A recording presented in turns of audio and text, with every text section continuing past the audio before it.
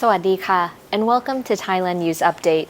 In today's news, crude oil pipeline leak cleanup in the south of Pattaya, illegal internet gambling website crackdowns, and new license registration for Phuket's restaurant-turned-bars. All that and more coming up.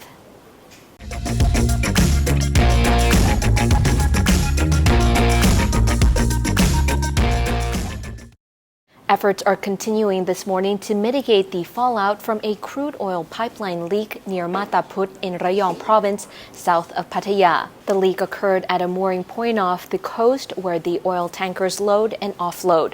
About 160,000 liters of oil started floating in the waters off the coast on Tuesday as the company Star Petroleum Refining tried to stop the oil reaching Rayong beaches. The Marine and Coastal Resources Department, the Navy, and other environmental agencies have been called in to mop up the potential environmental disaster. Currently, they estimate that some 50,000 liters of crude oil remain to be cleaned up. There are also reports of the oil spill heading towards the beaches of nearby Koh Samet. After an intensive investigation, police are looking for the employer of two suspects who were arrested in Chonburi this week for allegedly running illegal internet gambling websites with over 100,000 users and a monthly revenue of more than 100 million baht. The Cyber Task Force raided a modest residence in a housing estate in the Sansuk sub-district and nabbed two suspects, a 34-year-old and a 29-year-old. Both allegedly admitted to being hired as administrators of the online gambling website, Joko 898TH and OMG 777. The pair claimed they had no idea who hired them or how to contact them. The suspects claimed that all commerce was done using secure internet messaging tools. They also told police they were paid only 15,000 baht each per month. About 30 activists, many who are former victims of road accidents, gathered in front of Government House yesterday to submit a petition addressed to Deputy PM Prawit Wongsuwan, urging steps to ensure better safety for pedestrians using zebra crossings following the recent high-profile incident that left a female ophthalmologist dead after a 21-year-old policeman crashed into her whilst riding his motorbike. The group holding up placards proposed stricter enforcement of traffic laws, including treating a fatal accident on zebra crossings as a murder and the setting of speed limits in urban areas to 30 kilometers per hour, increasing fines for road accidents, and make zebra crossings much safer. Though details remain sketchy, a Thai man was taken into custody by Patong police yesterday over an alleged shooting of a foreign man in a resort. The incident took place around 2 a.m. The foreign victim's condition is currently unknown. We also don't know his name or nationality. The alleged shooter was arrested in front of the Biletong Phuket resort at the northern end of the Patong Beach Road around 4 a.m. The accused lived nearby in Patong and was 54 years old, according to the police report. The suspect was arrested with a 9mm semi-automatic handgun along with ammunition. 2 shots were fired during the incident, and the police report says that the victim had been allegedly trespassing inside the resort at the time of the shooting and was not a guest of the resort.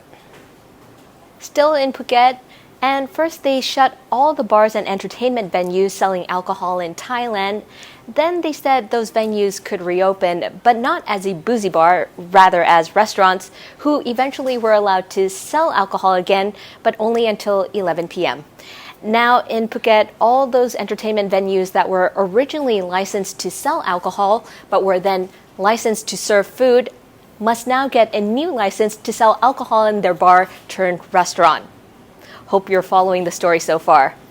The Phuket Vice Governor has announced that bars that reopen as restaurants now have to get a new permit to sell and allow consumption of alcohol on their premises. But the licenses will only be issued to those venues that meet the newest COVID-19 safety measures. These requirements have technically been the rule for months, but this new permit would make that official, and the rules are being followed according to the Vice Governor. In addition to standards of social distancing, masking, and sanitization, all staff must be fully vaccinated and take an antigen test once a week. Good luck with that. The Omicron BA.2 subvariant cases have already increased to 14 in a week. It was also confirmed that the first death in Thailand from the Omicron variant earlier this month was in fact infected with the new strain. The death toll for the Omicron variant in Thailand is still very low, with only 7 confirmed. The BA.2 subvariant was first reported in India and South Africa in late December and has already spread to at least 40 countries around the world. With no clear indication at this stage that it presents a greater danger than variants before, the World Health Organization has not declared BA.2 as a variant of concern. Some regional news: and villagers in northeastern Laos have voiced concerns over losing their land to a Chinese firm that was recently approved by Laos government to dig for rare earth minerals. The government says some displaced villagers will receive compensation.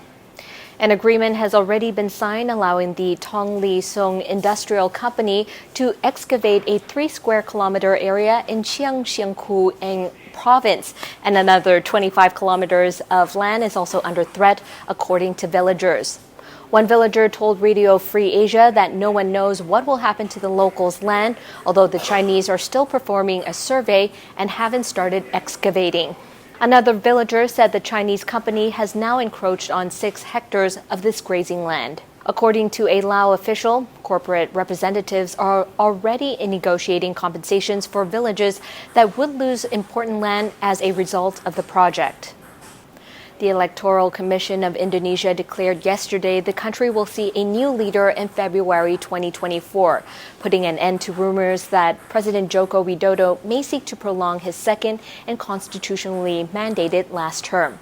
Speculation was swirling that incumbent President Joko Widodo might want to extend his 5-year term, but that a constitutional revision would be needed to allow him to compete for a 3rd term.